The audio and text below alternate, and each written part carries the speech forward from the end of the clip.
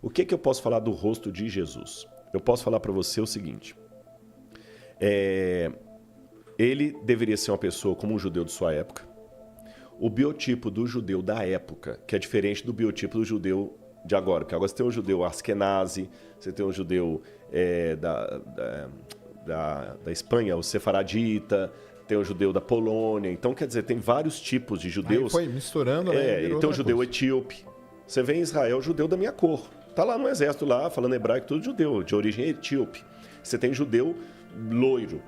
Você tem judeu com aquele nariz mais afinado, assim. Então, tem que pegar qual que era a característica do judeu da época. Então, Jesus deveria ser um sujeito de estatura mediana, porque, pelo que a gente vê dos ossários que encontraram os fêmurs da época, a gente nota que a população era baixa, em torno de 1,60 m e poucos. Caramba. Eram baixinhos, eram Jesus pequenos. era baixinho. Baixinhos, os judeus tinham uma estatura baixa. Jesus deveria ser uma pessoa troncudinha, porque ele trabalhava com construção. A profissão dele era tecton. Tecton que o pessoal traduz como marceneiro ou carpinteiro. Então, ali na região da Galileia, trabalhava com pedra pesada e tudo, andava a pé. Forte. Jesus era forte, tanto é que ele aguentou, carregou a cruz. Carregou a cruz, né? Depois de ter apanhado a noite toda, foi forte ali e tudo mais. Então, ele devia ser forte. O nariz, o perfil do judeu é aquele nariz assim, tipo... Arqueado, sabe? Bem arqueado, assim. Barba volumosa. A pele devia ser uma pele mais azeitonada, porque eles estavam muito expostos ao sol. Né? O sol direto. Cabelo mais crespo e farto.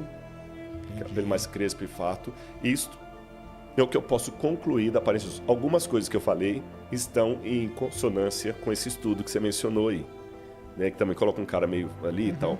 É que também eles não podiam fugir muito, que senão ia ficar muito esquisito. Né? Agora, o que Jesus não era definitivamente é aquele ser quase com carinha efeminada, olhinhos azuis, aquela barba assim, com a carinha assim. Aquilo ali é uma construção. Sabe que aquele Jesus foi baseado em Luís XVI, né? Porque tinha a época todo Luís XVI, toda da sim, França. Que ele era o padrão, né? É o padrão de beleza. Entendi. Então Jesus foi o padrão de beleza. A fase final ali, que você falou que ele carregou a cruz. Então o negócio, a cruz existiu, ele foi crucificado. Foi crucificado. Tudo isso aí já é comprovado. Arqueologicamente. Sim, arqueologicamente. Inclusive eu vou dar algumas evidências para você. Só pra gente contextualizar, era algo comum na época. Muito, milhares, se não milhões. Eu tô resistindo a falar milhões, mas eu tô quase falando milhões. Não posso falar milhões com certeza, mas milhares eu posso. Milhares de pessoas foram crucificadas pelos romanos. A cruz era uma coisa tão detestada que a palavra crux, em latim, era um xingamento. Caramba. Quando eu queria te amaldiçoar, eu falava crux. Teve uma época que eu vou lembrar o nome foi perto da época de Cícero. Tinha um advogado chamado Rabirus. Não, minto. O Rabirus é o que estava sendo acusado. E o advogado, na época de Cícero, colocou uma norma, uma jurisprudência, em que a palavra crux não deveria ser pronunciada diante dos ouvidos de um cidadão romano. Seria como falar um palavrão aqui. Existem certas palavras que o YouTube hoje também... Sim, barraria, né? Crux era uma delas. Entendi. Aí havia 5 formas de pena capital dos romanos. Você tinha lapidação, quando a pessoa era apedrejada. Você tinha o cremácio, quando a pessoa era cremada viva. Você tinha o afogamento.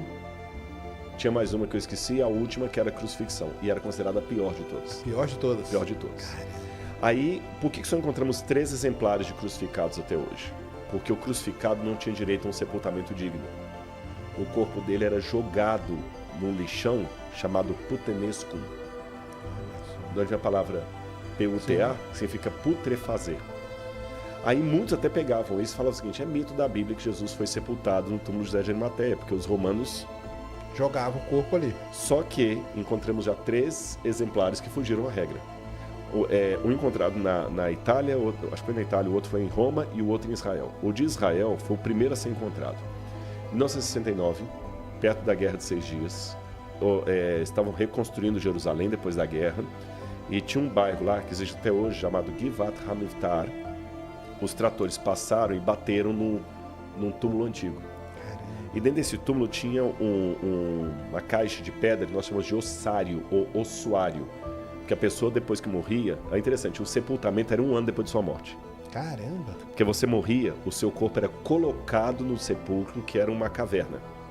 Depois de 1 ano, o pessoal ia lá, tirava os seus ossos, colocavam nessa ossário, caixa. aí colocavam no gavetão assim, e você estava com o túmulo pronto para outro membro da família. Entendi. Esse que era o procedimento. Aproveitavam, né? Aí aproveitavam. Acharam esse ossário. Aí estava o nome escrito do sujeito lá, Yohanan Ben Hagakol. 1,63 m de altura. Lembra que eu falei que todo mundo era baixinho? E aí, quando pegaram, viram que como é o nome aqui abaixo do fêmur, a tíbia, né? Não, a tíbia é do braço. Esqueci, gente, agora deu branco. Eu não sei. Aqui da canela aqui. Estavam quebrados. E alguém quebrou aquilo ali. E eles falaram, interessante. E no calcanhar tinha um prego romano crucificado, enfiado. Caramba. No calcanhar da cartilagem. Tava lá o prego. Estava lá o prego. Então, viram que foi o único exemplar de um crucificado. Pronto. Aqui, é lógico, isso aqui é um desenho de como ele estaria originalmente. Sim, claro. E ali o original tá foi ali o prego encontrado. ali, ó. Uhum. E o prego está torto, porque imaginam que eles batiam e depois batiam no prego aqui para poder enfiar. Não é à E toa que o negócio a era posição do sujeito, ó, veja bem, não é na planta do pé, como você vê nas imagens. É verdade. Tá vendo, olha? Caramba, Seria é essa assim, a ideia do crucificado, com a diferença que aí o sujeito está amarrado. Na verdade, as mãos eram pregadas. Aí o prego na mão era na mão mesmo, era mão aqui no mesmo, meio. no Tá. meio. E aqui, A diferença é o pé, então. o pé do lado, e aqui o sujeito ficava sentado num banquinho chamado sedícula. Então, onde está aí a parte aí do baixo ventre, tinha um banquinho. Ele tá sentado. Ele está sentado e aqui. Mas você percebeu que ao fazer que assim minha voz mudou? Então você fica numa posição incômoda e daqui a pouquinho você vai perdendo o ar. Ficavam?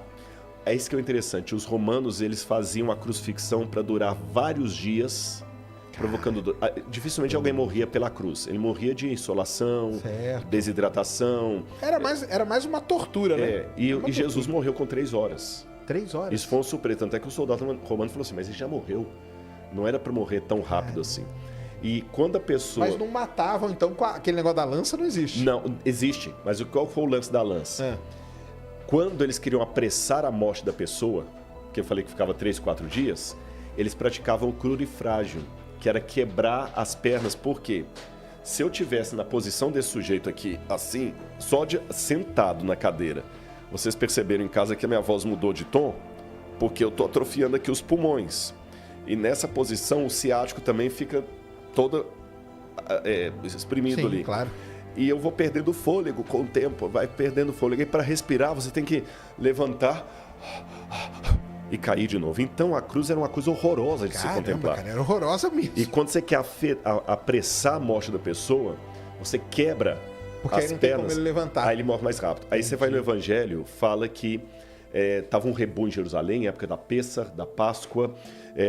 Tinha um grupo que queria crucificar Jesus, mas ficou com medo de ter uma reação dos partidários de Jesus. Aí falaram o seguinte, olha, Jesus morreu. Não, confirma se morreu mesmo. Aí que o sujeito pegou a lança e enfiou. Entendi. Aqui. Então não foi a lança que matou ele. Não. A lança foi para confirmar se ele estava morto ou não. E como viram que ele já estava morto, eles quebraram as pernas dos ladrões que estavam do lado. O Evangelho fala isso, mas não fala por que quebraram as pernas. Mas agora, aí vem o cruzamento da arqueologia com a Bíblia. Eu sei que quebravam as pernas para apressar a morte dos 2 ladrões. Mas de Jesus nunca foi encontrado nada disso. Nada. Nem a cruz, nem não a cruz, existe, nada. O mito do encontro da cruz é de Helena, mãe de Constantino, que foi lá no 4º século, que encontrou o pedaço da cruz de Jesus. Aí uma parte está lá na Maison du Trésor, lá da igreja Notre-Dame de Paris.